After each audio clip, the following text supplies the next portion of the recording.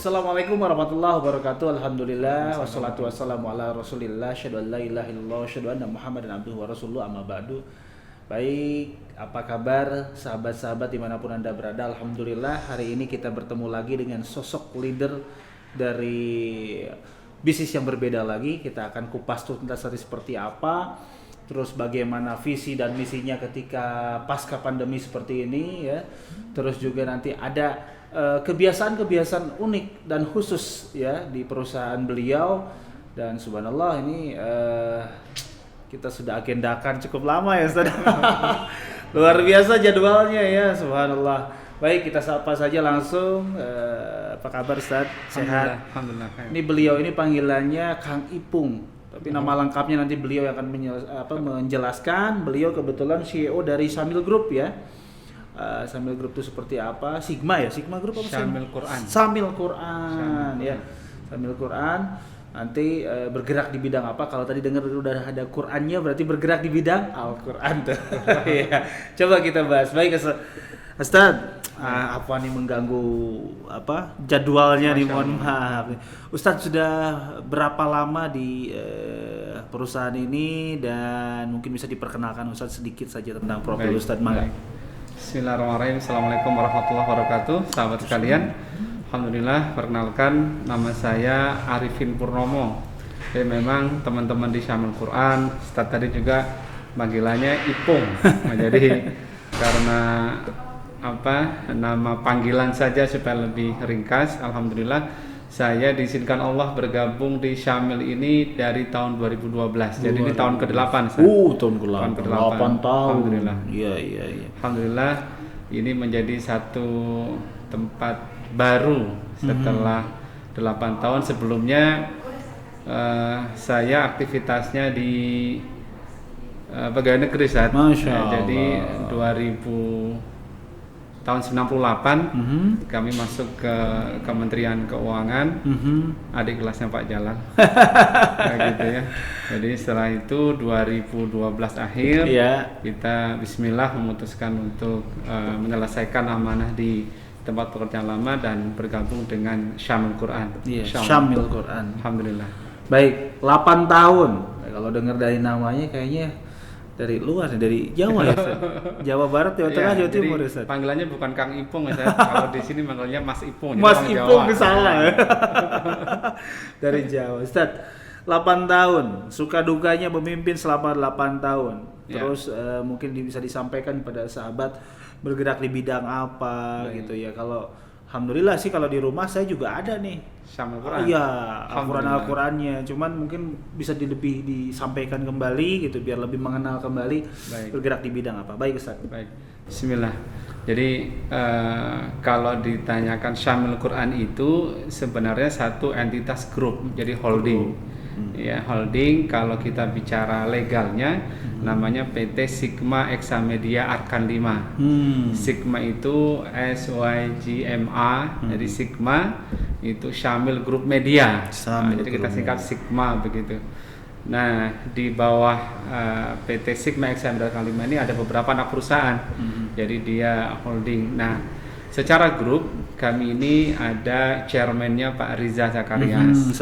Chairman-nya. Sementara untuk proses pendistribusian Al-Quran, program-program Quranan itu amanahnya di kami di Syamil Quran. Nah, memang kalau kita melihat secara langsung Syamil Quran itu ada dua sisi sekaligus. Ini menjadi sebuah tantangan besar dari awal ketika diberikan amanah di sini. Tantangannya apa?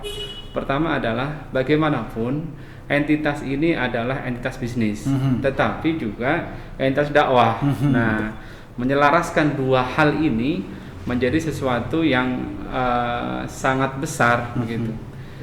Secara ringkas, dakwah itu faktualnya butuh darah. Betul. Butuh darah untuk bisa menggerakkan aktivitas dakwah itu. Nah, darah untuk akses dakwah itu bisa dihasilkan dari proses bisnis. Nah, pertanyaannya kemudian seberapa kuat kita mampu untuk bisa mensupport dakwah itu ketika dihadapkan pada kondisi-kondisi faktual bisnis. Nah, begitu. Ya, jadi Syamil ini bukan entitas charity, bukan entitas sosial gitu, bukan. Jadi kita mengkalkulasi keseluruhan proses bisnisnya harus dengan baik, harus dengan cermat, tetapi tidak boleh melupakan bahwa Syamil Quran adalah entitas bisnis, entitas dakwah juga.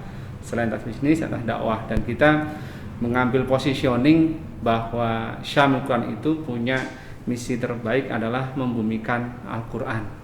Ini bukan pekerjaan yang mudah. Saya berikan contoh, aktivitas kami dimulai dengan ada anak perusahaan yang memproses percetakan Al-Quran. Percetakan Al-Quran ini kita mulai dengan mendatangkan bahan baku. Bahan bakunya saat ini harus dibeli dengan cara cash on delivery. Jadi kita bayar baru kemudian kertas datang. Proses produksi kita dalam 1 bulan untuk sekian ratus ribu eksemplar begitu ya, itu butuh waktu kira-kira 1 bulan. 1 bulan. 1 bulan. Belum kemudian sampai barang ke gudang kami, belum sampai ke toko-toko distributor dan mitra-mitra kami. Sehingga kapan nanti proses dari awal kita mendatangkan bahan baku sampai kemudian menjadi cash flow lagi, itu butuh waktu berapa lama. Nah, jadi tantangan terberatnya adalah bagaimana menyelaraskan fungsi bisnis yang memang kita harus kalkulasi dengan cermat dengan misi idealisme kita juga untuk dakwah, mendakwahkan Al-Quran, mensyiarkan Al-Quran, kemudian membumikan Al-Quran, yang itu lebih kuat nuansa sosialnya, lebih kuat nuansa idealismenya begitu. Nah, ini harus kita selaraskan di setiap aspeknya. Saya pikir itu yang paling menjadi tantangan besar ya. Jadi bagaimana kita bisa menyiapkan proses bisnis dan model bisnis dalam skala besarnya untuk bisa mendukung dakwah kita mensyiarkan Al-Quran. Mungkin itu. Baik, ini visinya udah dijawab. Visi korporasinya adalah membumikan Al-Quran dan bagaimana memadukan 2 garis yang bertolak belakang terkadang ya Ustadz ya. Betul. Bagaimana berbisnis, kita berbisnis kan harus saklek dan lain sebagainya. Betul. Dan bagaimana berdakwah, tapi berdakwah aja butuh darah ya, benar-benar butuh darah, butuh tidak hanya semangat saja ya, butuh ya mungkin bahasa Ustadz darah itu adalah butuh dana gitu ya. Dakwah itu bagaimana, saya lihat nih Ustadz tadi mohon izin ya, saya keliling-keliling seperti ini aja. Bagaimana di Syamil ini ada wakaf karpet dan ternyata ini masjidnya Masjid Asy-Syamil, subhanallah. Ya, ini adalah bagian dari dakwah.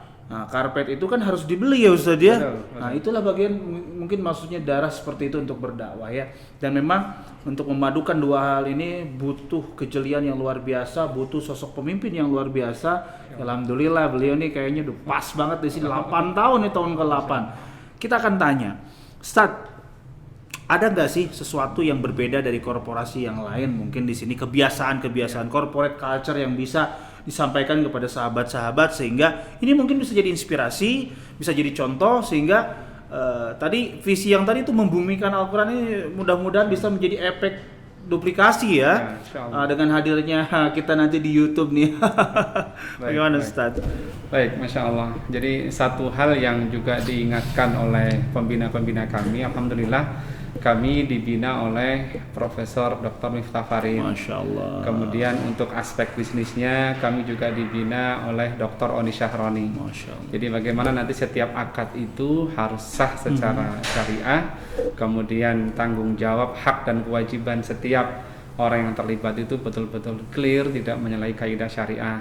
Kemudian kami juga ada beberapa guru-guru kami, Ustaz Luqmanul Hakim dari Pontianak, kemudian Ustaz Dr. Amir Faisal Fad juga banyak memberikan masukan kepada kami. Nah, poinnya adalah kami dinasihati agar tidak boleh semata-mata menjadikan Al-Quran itu menjadi komoditas produk jualan. Auzubillah min dzalik. Tidak, tetapi Al-Quran itu harus dimuliakan. Betul. Maka bagaimana kita menunjukkan hal itu? Menunjukkan bahwa kita tidak semata-mata menjadikan Al-Quran sebagai komoditas barang jualan. Harus lebih dari itu. Nah, yang pertama adalah kita membangun bi'ah Qur'ani di Syamil Quran itu. Bi'ah Qur'ani itu bagaimana setiap karyawan, bahkan setiap tamu yang hadir pun juga kita kondisikan agar dekat dengan Al-Quran. Jadi salah satunya dari sekian banyak program kita membangun Bi'ah Qur'ani ini, lingkungan Qur'ani ini adalah kita untuk setiap meeting harus diawali dengan tilawah dulu. Tilawah Minimal dulu. setengah halaman kita tilawah gitu. Sehingga harapannya ketika meeting diawali dengan tilawah, insya Allah hasil meetingnya itu akan lebih berkah. Amin. Insya Allah. Yang kedua, ya semua hal-hal kebaikan terkait amaliyah ibadah itu juga kita menjadi ukuran untuk karyawan syamil. Misalnya begini, untuk teman-teman sales itu ada kewajiban minimal 1 hari 1 juz. Kita mensyiarkan Al-Quran, meminta orang untuk baca Quran, meminta orang untuk menghafal Al-Quran, bahkan meminta orang untuk menuliskan Al-Quran. Bagaimana dengan syamil sendiri? Tentu akan menjadi naif, betul, gitu ya, betul. kalau kita sendiri tidak berusaha dekat. Bahwa di sana ada unsur kebijakan perusahaan, nggak apa-apa. Insya Allah itu nanti menjadi kebiasaan yang baik. Lingkungan kami mulai juga dari produksi misalkan, bagaimana kita tidak menempatkan Quran itu di bawah. Hasil cetakan itu harus kita muliakan, memisahkan antara produk waste, ya, produk gagal itu antara yang sudah tercetak dengan yang belum dicetak. Bagaimana teman-teman di produksi semua harus dalam kondisi wudu dan seterusnya. Jadi yang utama adalah kita membangun bi'ah Qur'aninya, jadi lingkungan yang Qur'ani. Kemudian berikutnya, bagaimana kita mewujudkan agar yang namanya Quran itu, mushaf itu sampai ke tangan umat, tidak sekedar sampai kemudian dijadikan pajangan. Mungkin agak berbeda dengan penerbit Quran, pencetakan Quran yang lain. Kami membangun yang namanya Rumah Syamil Quran. Rumah Syamil Quran. Rumah Syamil Quran ini awalnya adalah teman-teman reseller kami, kemudian kita kasih challenge, kalau rumahnya, tokonya, rukonya atau kedainya mau dijadikan tempat untuk belajar Al-Quran bagi masyarakat sekitar, kami berikan benefit khusus. Masya Allah. Sehingga benefit itu berupa apa? Benefit itu ya berupa tambahan diskonnya, kemudian kita siapkan program pembelajarannya, sampai kami siapkan trainingnya untuk para pengajar di tempat itu. Alhamdulillah, hari ini kita sudah sampai di angka 540 titik ke rumah syamil. 540 termasuk titik tadi syamil untuk penyebaran Quran-Quran wakaf. Jadi tidak boleh hanya sekedar menjual, menyampaikan, tetapi kita mencoba memfasilitasi bagaimana belajarnya, sampai kita belajar menuliskannya, Ustaz. Masya Allah. Jadi alhamdulillah, atas izin Allah, Allah berikan berikan dorongan kepada salah satu ulama namanya Syekh Belaid Hamidi. Beliau ini ulama dari Maroko, Maghribi. Beliau penulis 8 kali mushaf dengan tulisan tangan. Masya Allah. Nah, beliau membuat satu kaidah bagaimana menulis huruf-huruf Al-Quran itu dengan baik, sesuai kaidah yang bersanad, kemudian dibukukan. Dan alhamdulillah untuk di Indonesia ini beliau mempercayakan kepada Syamil Quran untuk mensyiarkannya. Nah, selain ada di Ma'had Muhammadiyah di Cape Town, Afrika Selatan, Indonesia diserahkan kepada Syamil Quran. Nah, itu kita coba syiarkan juga ke masyarakat sekitar. Nah, harapannya itu tidak sekedar lagi-lagi menjadikan Quran sebagai komoditas barang dagangan. Na'udzubillah min dzalik.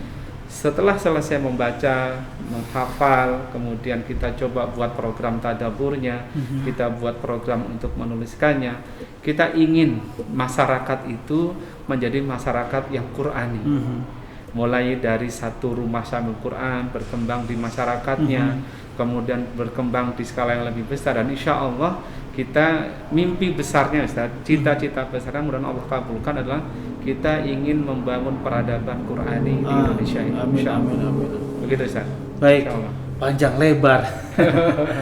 Tidak hanya humanity yang dilakukan oleh Mas Ipung, saya panggil Mas ya. Beliau sebagai seorang pemimpin mendekati timnya dengan cara-cara humanity, tapi juga ada spirit corporate culture yang luar biasa, yaitu dengan bagaimana membiasakan diri sebelum meeting tilawah Quran, terus juga ada hafalan ya, terus juga tadi ada cara penulisan Quran. Subhanallah. Jadi memang tujuannya membebaskan buta huruf Al-Quran yang luar biasa ini. Di Indonesia ini luar biasa, banyak sekali. Bahkan mungkin bisa kita temukan nanti ya, program-program yang lain kita akan buat, kita temukan, datangi seseorang di jalan segala macam, kita tes, baca surat Fatihah segala macam. Mungkin sponsornya Syamil Quran ya. Kita akan siapkan kolaborasi nanti dengan Nibras gitu ya. Kita hadiahkan Al-Quran, kita tes dulu betul tidak gitu. Ternyata memang setelah di riset oleh beberapa sahabat-sahabat Ustadz, jadi buta aksara Al-Quran ini luar biasa di Indonesia, masih sangat besar, dan itu merupakan bagian dari satu buah bagian dari visi korporatnya Syamil Quran di sini. Baik Ustadz, pernah nggak sih ngalamin ya yang namanya manusia ya, manusiawi, yang namanya pemimpin manusiawi, pernah nggak ngalamin selama 8 tahun ini menghadapi sesuatu yang stuck, termasuk mungkin kemarin ya pandemi itu seperti apa, efeknya ke korporat, terus langkah apa yang dilaksanakan, terus subhanallah, biasanya kalau sudah mendekatkan diri nih kepada Allah, perusahaannya akan terus berkibar. Amin. Biasanya seperti itu. Kenapa? Karena hukumnya sudah jelas, sunatullahnya seperti itu. Bagaimana Ustaz? Baik, Masya Allah. Memang Maret 2020 itu menjadi satu tantangan ya, kalau kita menyebutnya tantangan yang sangat besar. Secara umum mungkin bisa digambarkan begini, proses bisnis itu ada periodisasinya. Secara umum pada saat kita masuk kuartal ketiga, entitas bisnis biasanya mulai menyusun budgeting. Ya, jadi rencana kegiatan dan anggaran perusahaan lah, kalau bahasa kita biasa disampaikan gitu ya. Jadi corporate budgeting kita buat, dan satu hal yang sering mewarnai proses penyusunan budgeting itu adalah optimistik gitu. Kita ingin menyambut 2020 dengan semangat seperti ini, targetnya sekian kali dan seterusnya. Itu juga yang kami lakukan di Syamil Quran. Jadi bagaimana kita dalam raker-raker kita di setiap divisi, kemudian nanti kita kumpulkan dan jadi hasil rapat kerja korporatnya, kita optimistik pada waktu itu menyambut tahun 2020. Alhamdulillah.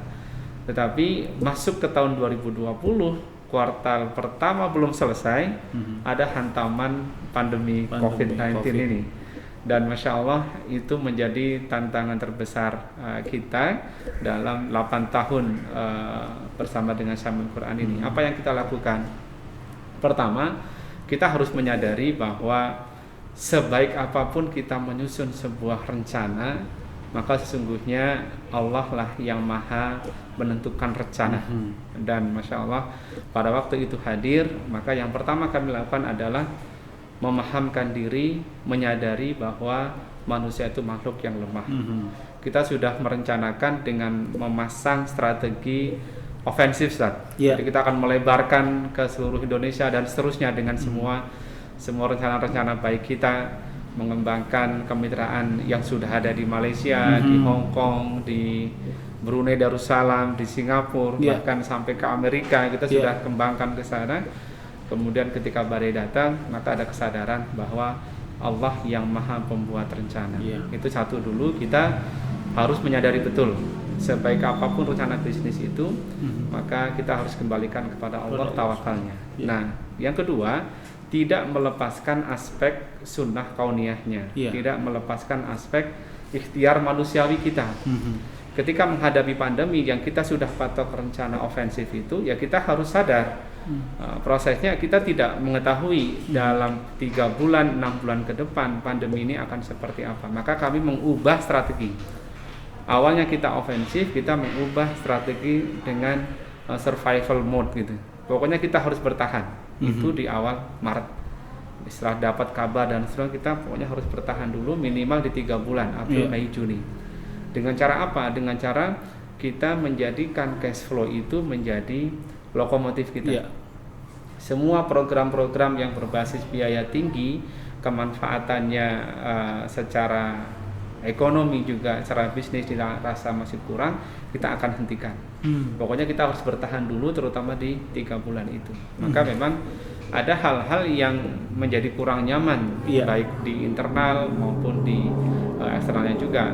Nah, bagaimana kita melakukan rescheduling dengan kemitraan, kemudian memahamkan karyawan tentang kondisi kita. Jadi pertama mengubah strategi itu, kemudian memastikan bahwa yang menjadi lokomotif bisnis adalah cash flow kita. Cash flow kita supaya kita bisa bertahan. Ustaz bisa bayangkan ketika masa pandemi itu orang-orang takut untuk keluar rumah. Betul. Sementara mitra terbesar kami adalah toko-toko buku. Masya Allah. Gitu. Maka bagaimana kita bertahan di suasana seperti itu? Tantangannya keluar adalah tetap mengoptimalkan sales kita, bisnis kita. Tantangannya ke dalam memahamkan kondisi ke tim. Gitu. Bagaimana menjelaskan kepada teman-teman kondisi kita dan seterusnya. Dan alhamdulillah atas izin Allah 3 bulan yang kita pandang sebagai krisis di awal itu alhamdulillah bisa dilewati dengan baik oleh Syamil Quran. Alhamdulillah bahkan kita mendapati satu harapan baru yang sangat luar biasa. Pertama adalah soliditas tim. Bagaimana ketika kesadaran ini kita sampaikan ke bawah dan respon dari bawah adalah positif, mereka punya semangat juang yang lebih tinggi. Gitu. Kami biasa teman-teman kami itu, sales kami itu canvassing ke wilayah Sumatera, gitu ya. Pada saat kita hentikan, tidak boleh canvassing dulu begitu Ustaz. Maka mereka galau, gimana nih kita bagaimana bisa jualan? Maka muncul ide dari teman-teman, oh kalau begitu kita harus menghubungi secara online. Betul. Toko juga tidak buka, gimana nih jualannya? Kita berikan solusinya. Kita kumpulkan mitra-mitra toko-toko kita itu untuk kita beri pelatihan marketing online. Nah, gitu. Jadi kita berpikiran solutif. Oh nggak bisa Pak, begini kita ajarin. Oh nggak tahu gini, kita berikan platformnya, gitu. Jadi alhamdulillah itu direspon positif dan sejauh ini alhamdulillah atas izin Allah Syamil Quran masih sangat baik. Alhamdulillah. Bahkan kita melihat ya bagaimana Syamil Quran bisa mensupport juga banyak kegiatan-kegiatan sosial. Betul. Di luar seperti wakaf tadi dan yang lainnya, sehingga kami tidak ada kata yang lain kecuali bersyukur pada Allah Subhanahu wa taala mampu melewati sejauh ini. Mudah-mudahan ke depan juga akan lebih baik lagi. Mungkin itu saja. Baik. Ustaz, satu lagi nih di penutup. Sebagai seorang pemimpin di korporasi ya. Visinya sudah jelas. Nah, sekarang bagaimana visi Ustaz secara pribadi? Masya Allah. Nah, ini saya pengen denger nih, luar biasa nih ya Allah. Saya dulu ketika masih kuliah satu kampus dengan beliau ya Ustaz Jalal itu masih visinya masih visi duniawi begitu Ustaz. Masih bagaimana kita mengembangkan karir, menjadi pejabat dan seterusnya begitu. Tetapi Masya Allah ketika Allah kemudian takdirkan hadir di Syamil Quran, bertemu dengan banyak ulama, bertemu dengan masyayikh, bertemu dengan para pebisnis muslim yang mereka punya semangat girah dakwahnya luar biasa. Maka saya memiliki satu cita-cita yang mudah-mudahan Allah kabulkan, punya visi meninggalkan legasi terbaik di Syamil Quran ini, meninggalkan sesuatu peninggalan yang terus akan dikenang sampai nanti Allah wafatkan saya pun masih akan ada. Jadi kita boleh meninggal atas izin Allah, tapi Syamil Quran ini dengan semua kebaikannya harus tetap berlanjut sampai lintas generasi, sampai nanti Allah takdirkan. Nah, bagaimana caranya? Karena kita berbisnis, kita berdakwah dengan wasilah Al-Quran ini. Dan Al-Quran ini sesuatu yang dijamin oleh Allah, tidak akan hilang ila yaumil qiyamah kan. Nah itu. Maka bagaimana ketika kemudian orang memandang ketika membaca Al-Quran, oh Syamil Quran. Ketika ingin belajar Al-Quran, oh di Syamil Quran. Visi saya adalah menjadikan Syamil Quran ini menjadi legasi terbaik bagi orang-orangnya pun ketika kami sudah diwafatkan. Masya Allah. Gitu. Alhamdulillah. Visi korporasi sudah, ya tadi sejarah sedikit sudah, produk juga sudah, visi secara personal sudah luar biasa. Kita banyak insight, banyak inspirasi, banyak hikmah dengan silaturahmi dengan Mas Ipung. Saya panggilnya Ustaz Ipung, luar biasa ya. Oh subhanallah ya. Dan banyak sekali hal-hal yang memang kita harus lakukan, apalagi dengan Al-Quran, membumikan Al-Quran tidak hanya di luar saya tapi di rumah kita sendiri. Maka insya Allah Allah akan membukakan segala bentuk jalan apapun dari kesulitan-kesulitan yang kita hadapi. Apalagi pandemi ya, apa sih yang tidak mungkin bagi Allah gitu ya. Pandemi sangat kecil bagi Allah, tapi bagaimana caranya pandemi ini menjadi, kalau saya menyebutnya gini Ustaz, pandemi ini adalah uji kompetensi manusia ya, yang diberikan oleh Allah Subhanahu wa taala. Ini manusia ini mampu nggak nih gitu kan, berpikir ya, terus bersyukur ya, bertafakur, bertadabbur semualah ya. Dan ternyata memang kita harus banyak bersyukur. Ada beberapa sahabat yang terkenal Ustaz, Masya Allah. Awalnya sehat segala macam, secara manusiawi gitu ya, naluri sebenarnya takut ada. Betul. Tapi saya bilang kita nggak boleh takut. Tadi juga kita rapat Ustaz sama pagi-pagi gitu. Kita nggak boleh takut, kita hanya berikhtiar. Betul. Justru manusia yang tidak disukai oleh Allah adalah manusia yang takut tapi nggak ikhtiar. Takut tapi nggak jelas. Nah, tapi kita ikhtiar, insya Allah Allah akan maksimalkan juga karena kita berikhtiar dan sisanya tawakal sama Allah. Ya. Betul. Baik, subhanallah, pagi yang luar biasa di kantor Syamil Quran ya. Tadi nama PT-nya panjang banget, boleh Syamil Quran aja. Saya nyebutnya Sigma gitu ya. Betul. Sigma Corporation, alhamdulillah kita pagi yang luar biasa, pagi yang cerah. Mudah-mudahan apa yang kita bicarakan hari ini menjadi manfaat tidak hanya untuk kita yang ada di sini, tapi untuk sahabat-sahabat yang menonton di seluruh tanah air, bahkan di luar negeri. Dan mungkin kedepannya kita akan lakukan wawancara lagi dengan beberapa leader-leader yang memang kita akan dibongkar ya rahasia-rahasia suksesnya, dan itu menjadi inspirasi buat sahabat-sahabat semuanya. Jika Anda ingin menjadi leader yang terbaik, ingin menjadi leader yang memang dekat dengan Allah, ya harus belajar dengan leader-leader seperti itu. Baik, saya Ihsan dan Mas Ipung, Ustaz Ipung ini pamit undur diri. Terima kasih banyak atas waktunya. Terima kasih banyak lu udah diganggu sama kita nih ya pagi-pagi. Dan terima kasih banyak juga buat sahabat-sahabat yang sudah stay tune terus. Dan tentunya kita akan kembali lagi nanti dengan beberapa narasumber yang sangat luar biasa lagi. Mudah-mudahan menjadi inspirasi untuk kita semua. Assalamualaikum warahmatullahi wabarakatuh. Waalaikumsalam warahmatullahi wabarakatuh. Terima kasih. Tetapi secara wajib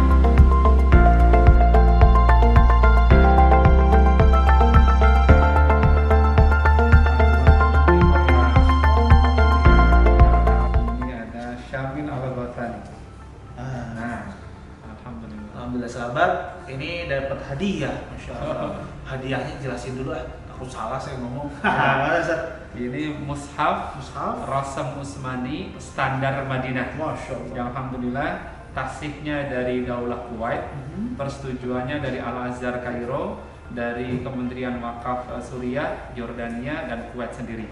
Dan kita mendapatkan ini dari Yang Mulia Syekh Yahya Al-Hotani. Beliau datang sendiri ke sini dan meminta agar konten ini dicetak di Syamil Quran dan disiarkan di Indonesia. Saya hadiahkan untuk Ustaz Iksan. Masya Allah, terima kasih banyak Ustaz, terima kasih banyak, semoga bermanfaat. Alhamdulillah, amin.